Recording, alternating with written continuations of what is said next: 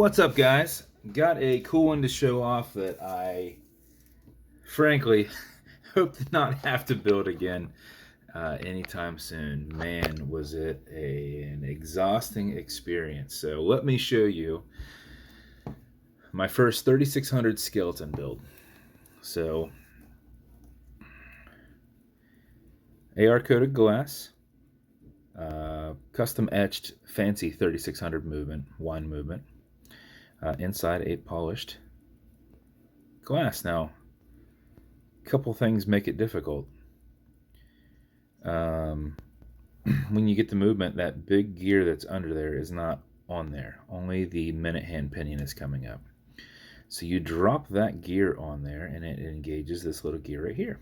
And that's driven by your stem. Okay. So when you put it on there and you put the hour hand down, it's over top of that.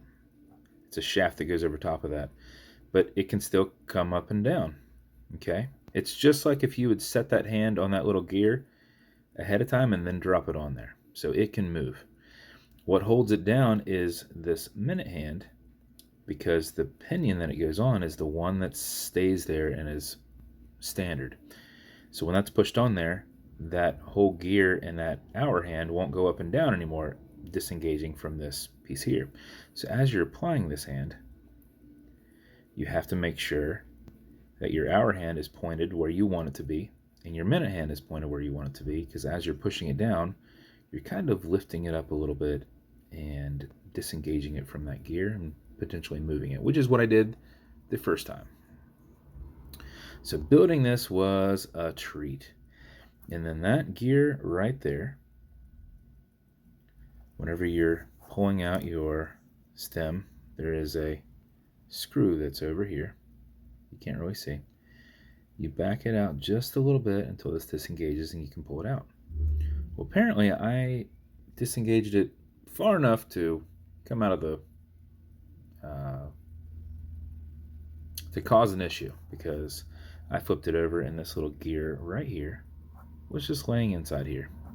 Didn't fall into anything. It was against the glass because I had it like that. So I pulled it up. I was like, oh no.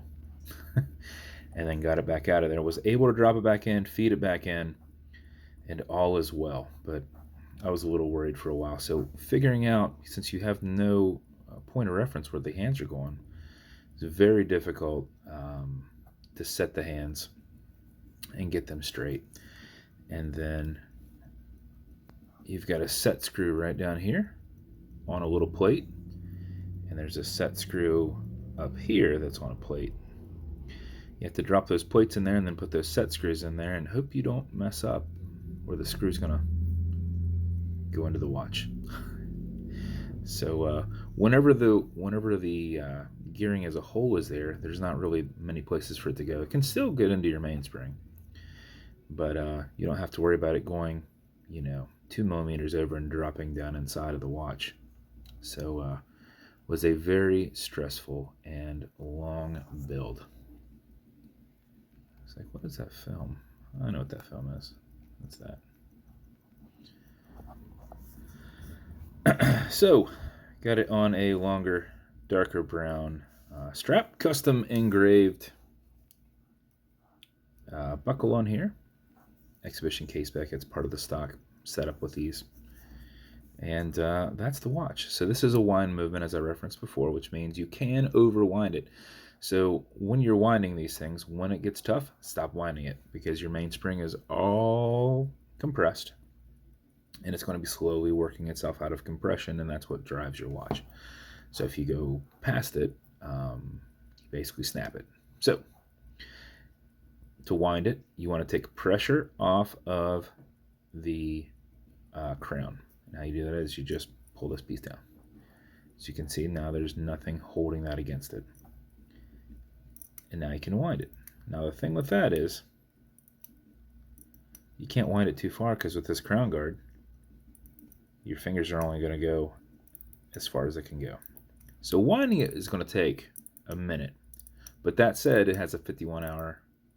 Is it 51?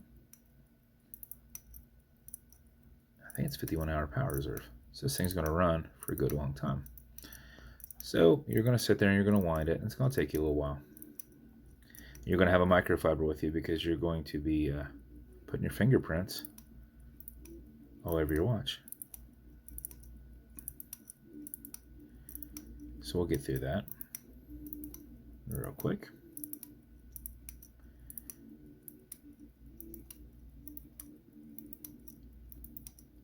I know I'm going to be getting there sometime soon. It's a lot quicker to wind when you don't have the crown guard on here. Now, not that you want to take the crown guard off. It's what gives it its only, real.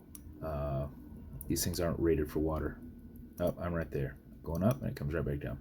Not really rated for water, and it's got a little gasket back there, and you tighten this as tight as you can. And the only thing that's holding this on there is a gasket, and this little piece coming up. So not really waterproof per se. And then I was trying to paint a dial the other day, and I've spent forever with acetone and could not get that off. So you want to have a little bit of a fingernail on this to get these out, because as you can see from the side, my wife keeps messaging me, you can only grab around it here and here to pull it out. So I kind of use my middle finger here and kind of use my thumb as a guide. You're going to pull it out straight. You can now set your time. Now setting your time might be a little fun because you're going to have to just know where things are. Obviously 3 o'clock, you've got your hour hand pointed, in line with your gearing and everything there. And okay, Google, what time is it? 3:23 p.m. 3:23 p.m. Right? So we know we're at 3:15. We know we're at 3:20. Let's see, here's 3:30. 3:23ish p.m. Here's going to be the problem. You're going to set it, and then later on, unless you put it on like an exact number where you know where it's at, your time's probably going to be slightly off because it's pretty tough to go, yeah, that's 3:23 p.m. I know that's 15. That's about 20. That's probably 25ish right here. So there's where you're. So I had to wait until it was a certain time before I set your watch the other day, and know that it's keeping time accurately. So once you're good with that, you just lift this up, which closes that, and then there's a little bit of pressure that it fights through, and it holds it on there. That is your SD3600 build. And I did anodized blue hands on there so that they would pop a little bit. Silver seemed to fade into it too much. And although gold was kind of cool, it wasn't the same gold color as that.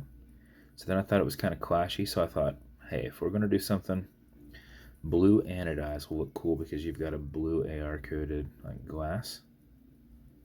It makes his hands look real cool right there. See that? They almost disappear.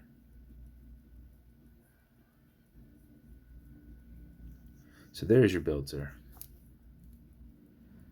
Thank you for ordering yet another watch for me. And I know this is a surprise watch. And this video won't come out until after the watch is delivered. So you're going to see a missing number for a while, and then it's going to pop back up. So here's that build. As with every build, you're going to get watch cleaner. This is going on all glass and metal parts. So this watch part here in the center. You're also going to have some leather conditioner. This is good to keep this leather strap perfectly soft. Apply it on both sides. Let it soak in, remove any excess. And then lastly, you're going to have a microfiber, which is something you're going to rely on to keep this watch polished. So I'd also recommend, I seldom do polished case watches, but pick up some Cape Cod cloths. You can get little surface scratches into this, but you can polish them out with Cape Cod cloth.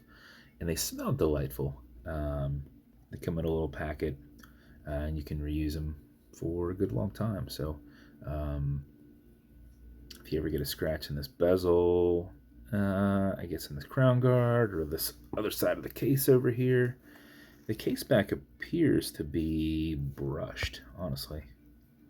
That looks brushed to me all the way around. So, and then your clasp is brushed. So if you ever get anything, if you ever nick this up, just use the green side of a Scotch-Brite and brush it out. But that is the build. Thank you once again for ordering from me, and I'll get this up to Canada real quick. And if you want me to build you something custom and unique, don't request this one. This was, I don't know if you can pay me enough to do another one. it was a long process. I love how it came out, but getting it there was an event.